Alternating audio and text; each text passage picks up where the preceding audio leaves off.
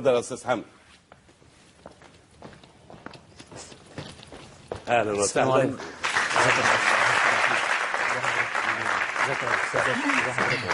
ايه ايدك متلجه جايه من بره برد ولا ايه؟ لا اصل الموضوع بس ايه؟ بيبيع حاجه ساعه.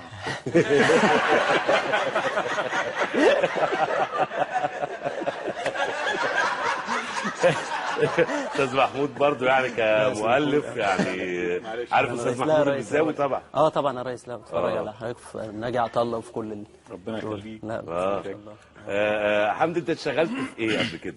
وحضرتك انا شغال من وانا صغير في الموضوع يعني بحكم والدي كان لا مؤاخذه عربيه سمين والحاجات دي اللحوم والكلام ده. لا مؤاخذه ليه يعني؟ يعني اللي هو بقى في اللحوم اللي بتتباع في الشارع يعني. اللي هي عربيه سمين.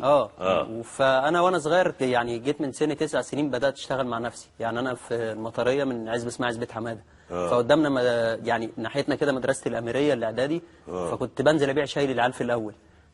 شايل العيال في المدرسه؟ العيال ما هم بينطوا بره وفي اللي بيزوغوا يعني. ايوه يا ريس. فكنت لما لقيت العجله مشيت معايا بتاع فبقيت ابيع لهم سجاير فرد لان هي العيال بس.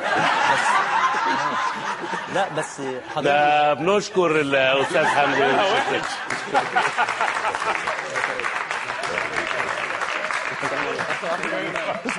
اتفضل من هنا برضه.